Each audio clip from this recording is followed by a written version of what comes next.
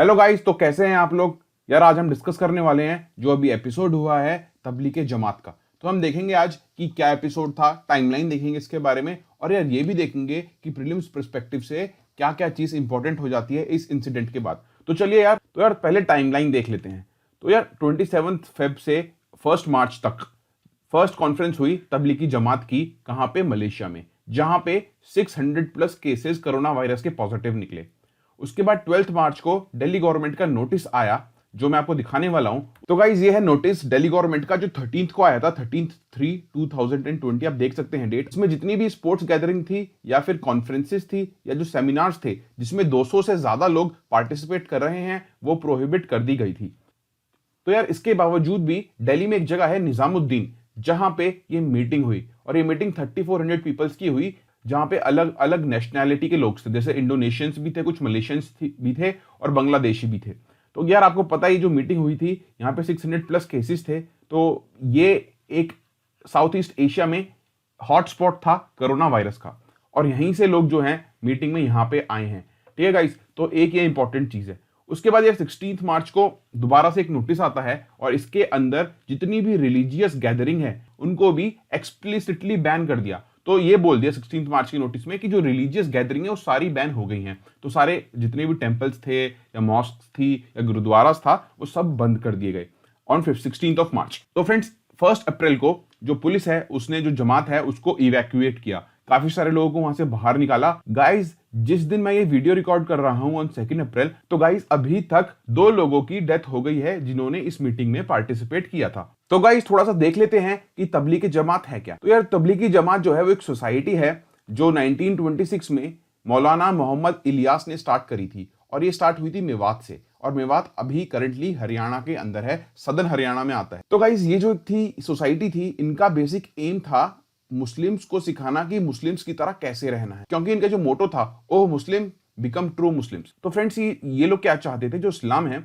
वो वापस अपनी रूट्स में चला जाए, जैसा प्रॉफेट मोहम्मद ने बनाया था। तो इन लोगों ने मेवात में अपना मिशन स्टार्ट किया, जहां के जो मुस्लिम्स थे, जिनको मियोज मुस्लिम बोलते हैं, तो वो लोग एक डिफरेंट काइंड का इस्लाम फॉलो करते थे, जो मिक्सचर था हिंदू एंड मुस्लिम फेथ दोनों का। तो वो लोग अभी भी, आप जानते होंगे कि वहां पे दिवाली, होली, जो वहां के मुस्लिम्स है वो अभी भी सेलिब्रेट करते हैं, जो मियोज मुस्लिम है। तो गाइस ये जो तबलीगी जमात उस समय बनी थी, ये दियोबंदी सेक्ट की ऑफशूट थी। जो तबलीगी जमात है वो जो सूफीज होते हैं उनको डिस्कार्ड करती है, and they don't consider Sufis as Muslims. Guys वो चाहते थे कि जो मेंबर्स हैं इस जमात के, वो फॉलो करें, वो ड्रेस करें, और वो रहें एकदम जैसे प्रॉफेट मोहम्मद रहा करते थे। गाइस बट जो तबलीगी जमात है, उन्होंने डिक्लेयर ये किया है कि वो एक पॉलिटिकल ऑर्गेनाइजेशन नहीं है। और गाइस तबलीगी जमात वायलेंस को भी डिस्कार्ड करती है और नेम ऑफ रिलीजन। तो इन लोगों का मेन एम था कि ये लोग ट्रेन करते हैं कुछ लोगों को इन देयर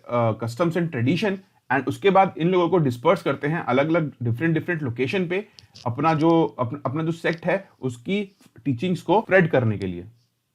तो गाइस ये माना जाता है कि हज जो होती है मैका में, तो उसके बाद जो लार्जेस्ट रिलीजियस गैदरिंग होती है इस्लाम रिलीजन में, वो तबलीगी जमात की मीटिंग्स होती हैं। गाइस कुछ कंट्रीज हैं जैसे कि रशिया, फ्रांस, उज्बेकिस्तान और सेंट्रल एशियन कंट्रीज हैं कुछ, जिन्होंने तबलीगी जमात को बैन कर दिया है, बिकॉज यार जो मेंबर्स हैं तबलीगी जमात के, उनका लिंक निकला है टेररिस्ट ऑर्गेनाइजेशंस के साथ। तो गाइस जो हेड है मौलाना साद खंडालवी ऑफ तबलीगी जमात, उनको बुक कर दिया गया है एपिडेमिक डिजीज एक्ट के अंदर। तो गाइस प्रीलिम्स के लिए इंपॉर्टेंट हो जाता है हमें जानना कि एपिडेमिक डिजीज एक्ट है क्या। तो गाइस पहले तो हम ये देखते हैं कि एपिडेमिक डिजीज एक्ट क्या है। तो यार एपिडेमिक डिजीज एक्ट 1897 में ब्रिटिश गवर्नमेंट ने इनैक्ट किया था, क्योंकि उस समय मुंबई में बिबोनिक प्लेग फैला हुआ था। तो उसको कंट्रोल करने के लिए ये एक्ट ब्रिटिश गवर्नमेंट ने इनैक्ट किया था। तो यार ये एक्ट है, ऐसे कुछ पावर्स हैं कि ये बोथ सेंट्रल गवर्नमेंट और स्टेट गवर्नमेंट को पावर देता है मीटिंग्स को और जो कॉन्ग्रीगेशंस हैं उसको रेगुलेट करने की। ठीक है गाइस, और ये पेनल्टी भी इसमें काफी हैवी है। जो वायलेटर है वो सेक्शन 188 ऑफ आईपीसी के अंडर बुक हो सकते हैं। तो गाइस एक और चीज इंपॉर्टेंट हो जाती है हमारे प्रीलिम्स पर्सपेक्टिव से, कि ये जो मीटिंग है ये दिल्ली के एक पार्ट में हुई है जिसका नाम है निजामुद्दीन। जो वहां पे सूफी सेक्ट है उसका बहुत बड़ा सेंटर है निजामुद्दीन, बिकॉज जो हजरत निजामुद्दीन जी हैं उनकी दरगाह निजामुद्दीन में है। तो गाइस फर्स्ट थिंग तो यार ये है कि ज़ियाउद्दीन बरानी एक हिस्टोरियन थे, ये मोहम्मद बिन तुगलक के और फिरोज शाह तुगलक के हिस्टोरियन रह चुके हैं। इन्होंने एक्सटेंसिवली लिखा है हजरत निजामुद्दीन के बारे में। तो प्लीज इस चीज को भी आप लोग देख लें प्रीलिम्स पर्सपेक्टिव से। तो जो इनकी दरगाह है वो नवाब मुर्तजा खान ने बनवाई थी, जो मीर बख्शी थे अकबर और जहांगीर के टाइम। तो जो हजरत निजामुद्दीन है वो चिश्ती सिलसिले को फॉलो करते थे, जिसका ओरिजिन खुद प्रॉफिट मोहम्मद से ट्रेस किया जा सकता है। गाइस, इंडिया में कुछ इंपॉर्टेंट प्रीचर्स थे इस चिश्ती सिलसिले के, वो मैंने यहाँ लिखा हुआ है, देखो क्लियरली आपके लिए। जो फर्स्ट थे वो थे मोइनुद्दीन चिश्ती, और ये इनकी दरगाह है अजमेर में। फिर आए कुतुबुद्दीन बख्तियार काकी। गाइस, जो कुतुब मीनार है वो कुतुबुद्दीन ऐबक के नाम पे नहीं है, वो बना है कुतुबुद्दीन बख्तियार काकी के नाम पे। तो गाइस ये इंपॉर्टेंट है, और इनकी दरगाह भी दिल्ली में है, महरौली के पास। उसके बाद थे बाबा फरीद, इनकी दरगाह जो है वो लाहौर में है गाइस, और ये डायरेक्ट गुरु थे हजरत निजामुद्दीन जी के। तो जो निजामुद्दीन औलिया हैं उनकी दरगाह आपको सबको पता है, निजामुद्दीन दिल्ली में है। और फिर थे अमीर खुसरो, और इनकी दरगाह भी इन्हीं के साथ बनी हुई है। तो गाइस ये था चिश्ती सिलसिला। गाइस तो यार इंपॉर्टेंट हो जाता है हमारे लिए इस न्यूज के बाद कि हम ये चीज देखें प्रीलिम्स पर्सपेक्टिव से, बिकॉज ये बहुत इंपॉर्टेंट हो जाती हैं। गाइस इस इंसिडेंट के बाद हमारे लिए इंपॉर्टेंट हो जाता है कि हम ये दो चीज काफी अच्छे से पढ़ लें, और वो हमने अभी देखी। गाइस दूसरी चीज, अगर मेंस में कुछ भी क्वेश्चन आता है तो आपको न्यूट्रल रहना है उन क्वेश्चंस में, आपको दोनों पक्ष को उसको दिखाना है, और उसके बाद एक लिबरल आंसर लिखना है। यार इस चीज के बारे में भी हम बात करेंगे लेकिन नेक्स्ट वीडियोस में।